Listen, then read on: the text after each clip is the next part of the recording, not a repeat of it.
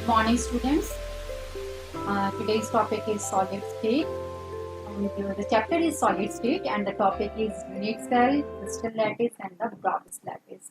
So let's start our chapter with topic unit cell. Unit cell. First of all, we know solid have a definite shape and a definite geometry. In geometry, we discuss what is its geometry and how the constituent particles are arranged. So first of all, to discuss before the geometry, we discuss what is unit cell. Unit cell क्या होता है? Unit cell is the smallest. Remember, it is the smallest 3D portion which repeated itself in a different direction to generate the complete space lattice is called the unit cell. Okay. कि unit cell किसी भी arrangement का वो सबसे छोटा part होता है जो रिपीटेड होता है. ठीक है. फॉर एग्जाम्पल मैं आपको एक जनरल लाइफ से रिलेट करती हूँ. You know what is the pattern in your bedsheet. आपने घर में कोई बेडशीट बेड पे लगा रखी है, तो बेडशीट के अंदर एक पैटर्न होता है. तो एक कुछ भी मतलब ड्रॉ किया हुआ होता है कंप्लीट बेडशीट के ऊपर, लेकिन एक छोटा सा कोई पैटर्न उस पूरी आर्ट में जो बेडशीट पे जो भी ड्रॉ हो रखा है, छोटा सा पैटर्न रिपीट होता रहता है. ठीक है. मान लो उसके अंदर एलिफेंट्स बने हुए हैं. ठीक है. तो एलिफेंट्स या फिर रोजेस बने हुए हैं, तो रोजेस क्या again repeat repeat repeat repeat होते चलेंगे. तो वो जो स्मॉलेस्ट पोर्शन जो बार बार रिपीट हो रहा है, उस स्मॉलेस्ट पोर्शन को हम यूनिट सेल बोलते हैं. ओके. तो in our solid crystal, if this is the complete crystal, okay, कि ये आपका कंप्लीट क्रिस्टल है. इस क्रिस्टल के अंदर देखिए ये जो क्यूब है जिसको मैंने लाइट ब्लू कलर किया है, ये क्यूब बार बार रिपीट हो रहा है. ओके. तो ये जो स्मॉलेस्ट पोर्शन है जो रिपीट हो रहा है, यही इस पूरे लैटिस का ये छोटा सा पोर्शन यूनिट सेल है. Got it.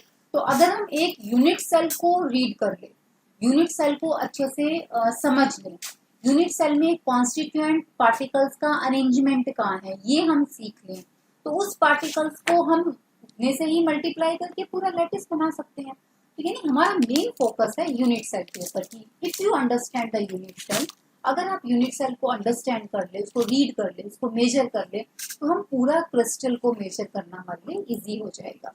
तो unit cell is now I think understood to all of you, that is the smallest particle, that is the repeated unit. Unit cells के पैरामीटर क्या होते हैं, आप एक यूनिट सेल के अंदर क्या चीज मेजर के लिए इंपॉर्टेंट फील करते हैं. तो that is the length of the unit cell. Length of this slit is a 3D. तो 3D में लेंथ में क्या होती है, उसकी length, breadth and the height. तो उसके 3 एजेस होते हैं यूनिट सेल के, लेंथ, ब्रेड्थ एंड ABC. ये देखिए हम नेक्स्ट इस यूनिट सेल को थोड़ा सेपरेट यहाँ पे निकाला है. तो इसमें this is the A, your breadth, then the length B, and this is the height C. Okay, so these are the parameters of the unit cell. And another 2 parameters होते हैं. One is the length हो गई and the second is the angle parameter होता है. तो हर एक 2 length के बीच में, जैसे कि हाइट और ब्रेड्थ के बीच में जो एंगल है, हाइट और लेंथ के बीच में जो एंगल है, it means these the 3 angles, that is the alpha, beta, gamma. These are the parameters of the unit cell. Okay. तो all over we summarise that the unit cell have the 2 parameter. One is the length and another is the angle. These are the 2 parameter of the unit cell. Okay. The next one is the space lattice or the crystal lattice. एक crystal जो आप पढ़ेंगे कि जैसे कि NaCl का crystal है, या नॉर्मल हम गोल्ड पढ़ रहे हैं, तो गोल्ड का एक क्रिस्टल है, तो उसका लैटिस क्या होता है. Lattice is the complete one, यानी एक रेगुलर कंप्लीट अरेंजमेंट जिसमें यूनिट जो होता है वो बार बार रिपीट होता है. तो a regular arrangement of the constituent particle is atom, ions, molecule, कुछ भी हो सकता है, of a crystal in 3-dimensional space is called the space lattice or the crystal lattice. ये देखिए ये इसका पूरा है, ये पूरा crystal lattice है. This is the complete crystal lattice in which these blue balls are repeated. These are the, and this regular arrangement in which this unit cell is again repeated and repeated. These constituent particles are a different a fixed arrangement, and these are repeated. So this is the complete one is called the crystal lattice, in which the unit cell is again repeated and repeated. So okay.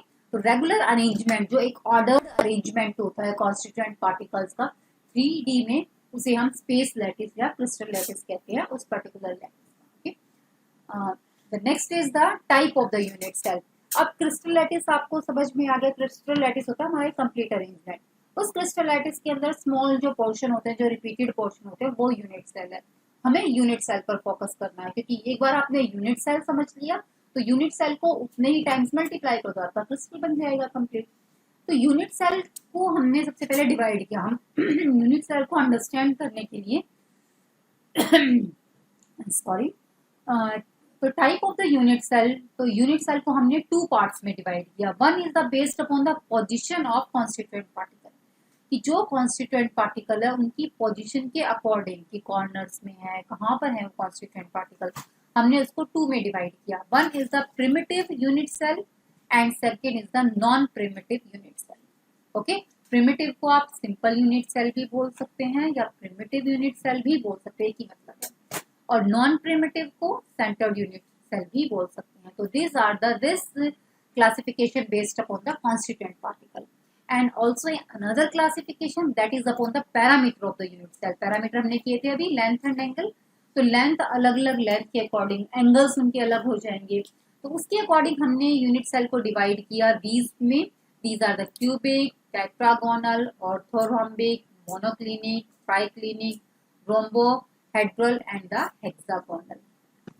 So these are the depend upon the parameters. Okay, तो one by one हम इसको discuss करते हैं। First हम करते हैं based upon the position of constituent particle, कि constituent particles के बेसिस पर ये जो दो डिवाइड किए गए हैं, पहले हम इनको रीड आउट करते हैं।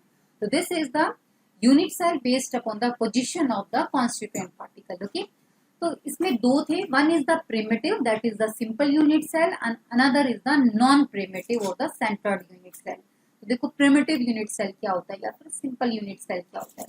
सिंपल यूनिट सेल होता है जब किसी यूनिट सेल के में कॉन्स्टिट्यूएंट पार्टिकल्स ओनली कॉर्नर्स पे।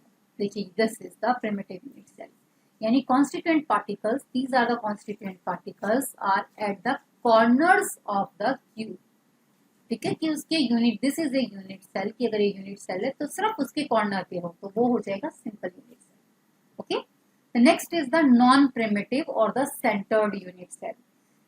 यूनिट सेल जिसके अंदर कॉन्स्टिट्यूएंट पार्टिकल कॉर्नर्स पर भी हो और उसके अलावा किसी दूसरी पोजीशन पे भी हो।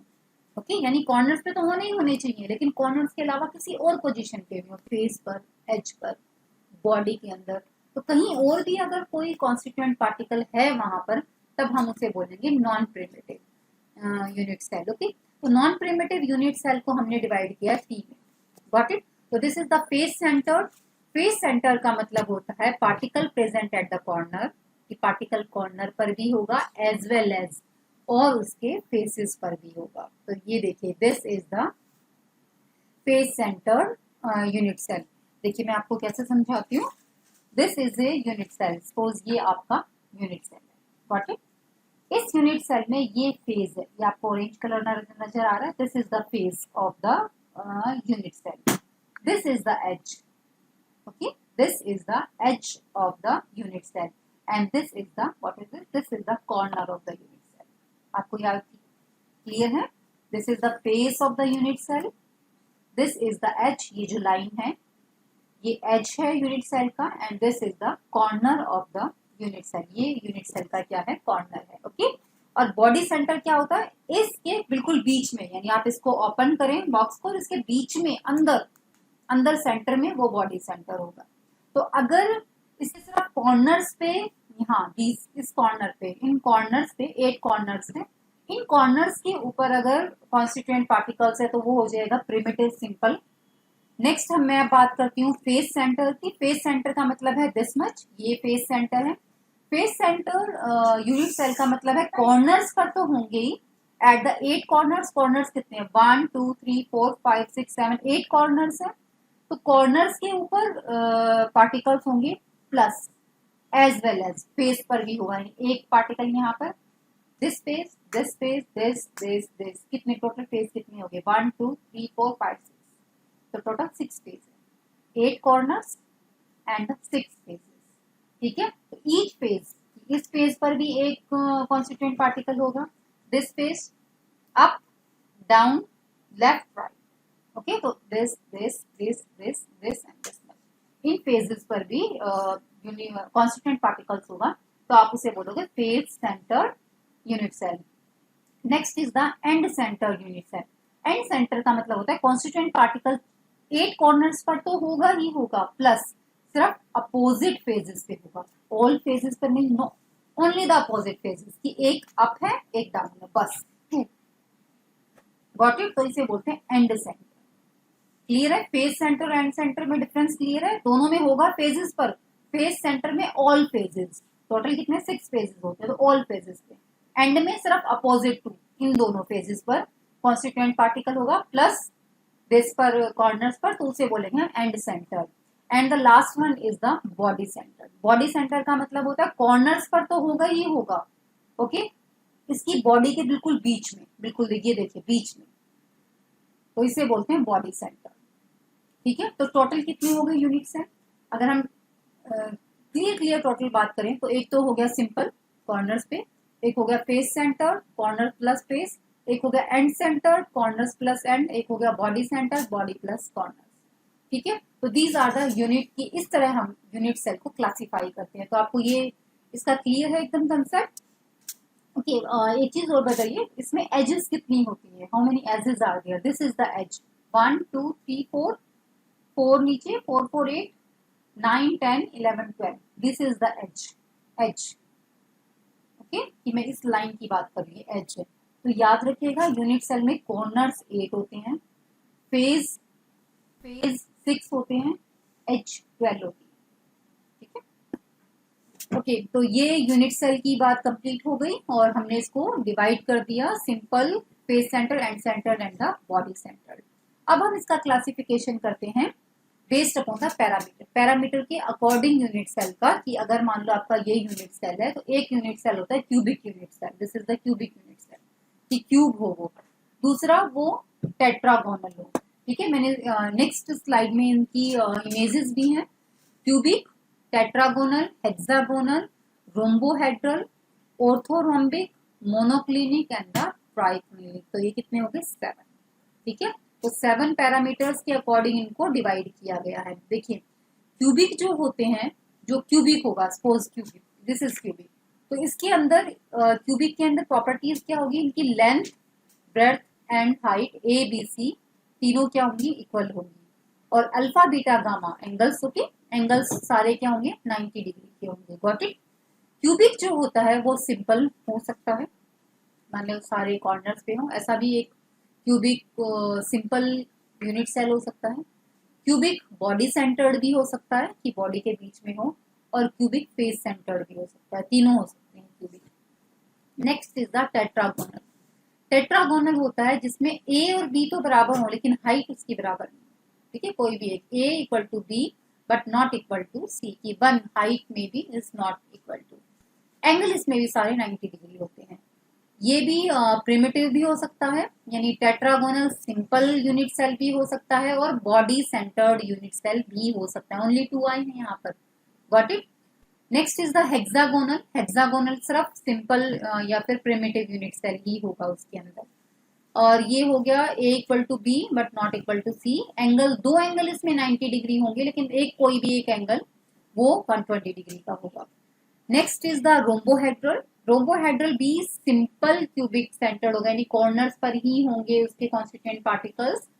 उसमें लेंथ, ब्रेड्थ, हाइट सब बराबर होगी रोम्बोहेड्रल में, बट एंगल्स इक्वल तो होंगे लेकिन 90 डिग्री नहीं होंगे, हो सकते हैं 85 हो सकते हैं, लेकिन इक्वल होंगे, all angles are equal but not 90 degree, but then the orthorhombic. Orthorhombic में सिंपल भी होगा ऑर्थोरोम्बिक, ऑर्थोरोम्बिक बॉडी सेंटर्ड भी हो सकता है, फेस सेंटर्ड भी, और एस सेंटर्ड भी, 4 ही तो पढ़े हमने, तो चारों ऑर्थोरोम्बिक में हो सकता है, बट इसके अंदर कोई भी लेंथ उसकी बराबर नहीं होती, एंगल भी बराबर नहीं होते, सब कुछ अलग, ना लेंथ ना एंगल। मोनोक्लिनिक क्या होते हैं? मोनोक्लिनिक प्रिमिटिव भी हो सकते हैं और एंड सेंटर्ड भी हो सकते हैं, इसमें भी लेंथ बराबर नहीं होती। Angle, 2 angles are equal to the 90 but the third angle is not equal to the 90, got it. And the next one is the triclinic. Triclinic सिर्फ सिंपल होता है, ट्राइक्लिनिक सिंपल होता है सिर्फ प्रिमिटिव यूनिट सेल, इसमें भी कोई भी लेंथ इक्वल नहीं होती और एंगल भी इक्वल नहीं होते। तो ये पैरामीटर के अकॉर्डिंग हमने इसको डिवाइड किया गया।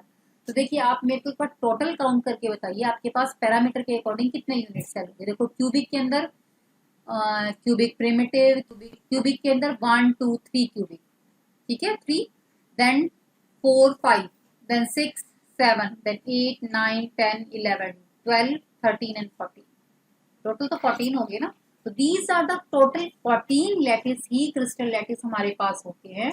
तो इन 14 को, टोटल 14 को हम ब्राविस स्पेस लैटिस या ब्राविस क्रिस्टल लैटिस कहते हैं। ये भी टोटल 14 आपके पास बने, इनसे ज्यादा कोई फिगर्स नहीं होंगी। तो क्लियर है। तो देखिए आप इसकी एक बार फिगर देख लीजिए। ये देखिए ये क्यूबिक है, क्यूबिक मैंने बताया था 3 ही होते हैं, सिंपल, बॉडी सेंटर्ड और फेस सेंटर्ड। तो 3 ये हो गए इस टाइप के 3 क्रिस्टल्स। देन टेट्रागोनल, ये टेट्रागोनल है। टेट्रागोनल सिंपल हो सकता है और बॉडी सेंटर्ड हो सकता है, बस 2 ही हो सकते हैं। तो यानी ये 3 ये हो गए, 2 ऐसे क्रिस्टल्स आपको मिल सकते हैं। हेक्सागोनल सिर्फ आपको सिंपल ही मिल सकता है, hexagonal unit cell. Orthorhombic all the 4, ये सिंपल भी हो सकता है, बॉडी सेंटर्ड भी हो सकता है, फेस सेंटर्ड भी हो सकता है और एंड सेंटर्ड भी हो सकती है जो क्रिस्टल लैटिस होंगे। अगर मोनोक्लिनिक टाइप शेप है आपकी क्रिस्टल लैटिस की तो वो सिंपल हो सकता है और एंड सेंटर्ड हो सकता है। देन रोम्बोहेड्रल वो सिंपल होता है और ट्राइक्लिनिक भी सिंपल होता है। तो टोटल आप काउंट कीजिए, ये जितनी आपको फिगर्स दिखाई दे रही है सिर्फ इतनी ही क्रिस्टल्स होते हैं, यानी क्रिस्टल्स की जो शेप होती है वो सिर्फ इतनी ही होती है, 14 शेप्स। Got it. तो दीज आर द 14, यही एग्जिस्ट करते हैं। तो इतनी शेप्स आपके क्रिस्टल्स की होती है, तो टोटल 14 हो गए, इन्हीं को ब्राविस लैटिस कहते हैं। तो what is the Bravais lattice? These are the 14 unit cell. The shape of the 14 unit cell, this is called the Bravais lattice. Got it? तो these are the Bravais lattice. तो आपको क्लियर रहेगा unit cell क्या होता है। Unit cell मैंने आपको बताया जैसे कि ये पूरा ब्राविस लैटिस है, ये आपका स्ट्रक्चर है गोल्ड का, ठीक है। तो ये जो रिपीटेड हो रहे हैं ना बेटा, दीज आर द रिपीटेड। तो ये एक छोटा सा क्यूब, दिस मैं इसकी बात कर रही हूँ, सिर्फ इसकी छोटे से क्यूब की। तो ये आपका यूनिट सेल है। ये यूनिट सेल रिपीट होके इसने क्या बना दिया, क्रिस्टल लैटिस बना दिया। अब ये क्रिस्टल लैटिस कितनी तरह के हैं? 14, टोटल 14 ही एग्जिस्ट करते हैं। तो दीज ये 14 की फिगर आपको नजर आ रही है, ऐसे हैं, तो इनको हम ब्राविस लैटिस कहते हैं, ठीक है। तो 2 टाइप में डिवाइड किया गया था।